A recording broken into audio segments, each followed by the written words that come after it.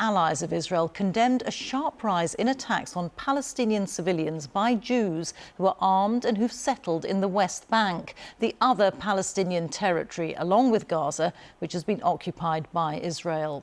Religious Jews believe the land was given to them by God, and leaders of the settlers say they are protecting themselves.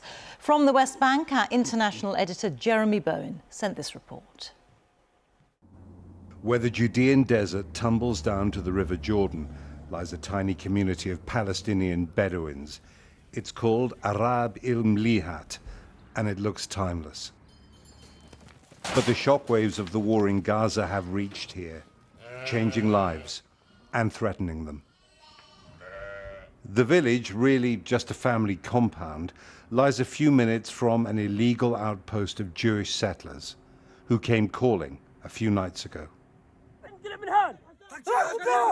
Muntazar, 23-year-old son of one of 8 brothers here, videoed what happened.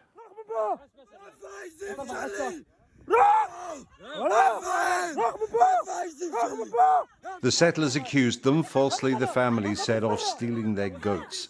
One, wearing a police jacket, loaded his assault rifle. They thought they were about to die. He was shooting at my uncle, so I ran down there and confronted him. We were pushing each other and screaming, head to head, and I was filming him. Then, around 20 settlers came. Now they said they had to trust God as Israel's police and army protect the settlers. This time no one was killed. They know there'll be a next time. Before Gaza, 2 or 3 settlers with pistols might steal sheep. Now it was more than 20 with assault rifles. The settlers want to force them out, and this family believes the Israeli government has given them the weapons to do it. In 3 days of traveling through the occupied West Bank, Palestinians have said consistently that since the war in Gaza, Jewish settlers are better armed and much more aggressive.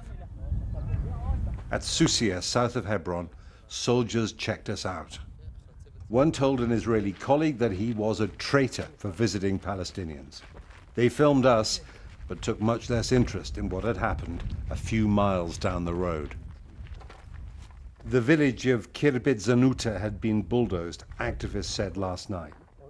Zanuta's 200 Palestinians left 4 weeks ago after a barrage of threats from armed Jewish settlers. The school was destroyed. Britain helped fund it.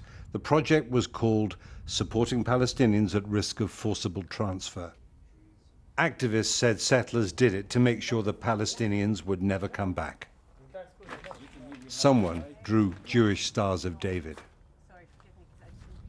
A settler leader cancelled an interview.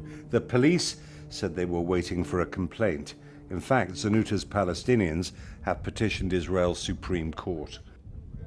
We went to the village with a former Israeli Special Forces soldier who now campaigns against the occupation. They are demolishing Palestinian villages, beating up Palestinian farmers, stealing their olives. They are trying to open a third front, an east front, against the Palestinians. Why? The Palestinian West Bank. Why? Because they want this without any Palestinians. They want the land without Palestinians. Palestinians see all this and the rest of the settler violence on the West Bank as confirmation of their worst fears, that there are powerful elements inside Israel, in the government as well as the settler movement, who want them out and who are using the enormous crisis surrounding the Gaza war as an opportunity to further their agenda. South of Hebron, Palestinian farmers are ploughing with the donkey because local Jewish settlers have threatened to steal or break their tractor if they use it. Arabs and Jews started fighting over every grain of soil in a land both sides believe should be theirs more than a century ago. Here, it still comes down to that in every rocky field. And we can speak to Jeremy, who's in Jerusalem now. Jeremy, in Gaza itself, more heavy bombing by Israel. What sort of reaction has there been? Well, I think more fear and more movement from Palestinians trying to get away from all of that. The Israelis are saying that they're warning Palestinians about what they're going to do, giving them a chance to get away. The UN is very skeptical about whether the scheme the Israelis are using is actually going to work, whether it's feasible at all. The Israelis appear to be trying to cut off the city of Khan Yunis from the rest of the Gaza Strip as the focus of the next phase of their military operation. A lot of the Hamas leaders come from there, and they're hoping they might be able to get closer to killing them if they can really go in and clean the place out. However, the Americans have said to them again in the last few days that they must not kill as many Palestinian civilians as they have, and have even warned they might suffer a strategic defeat, even if they get a tactical victory, if that's what they do.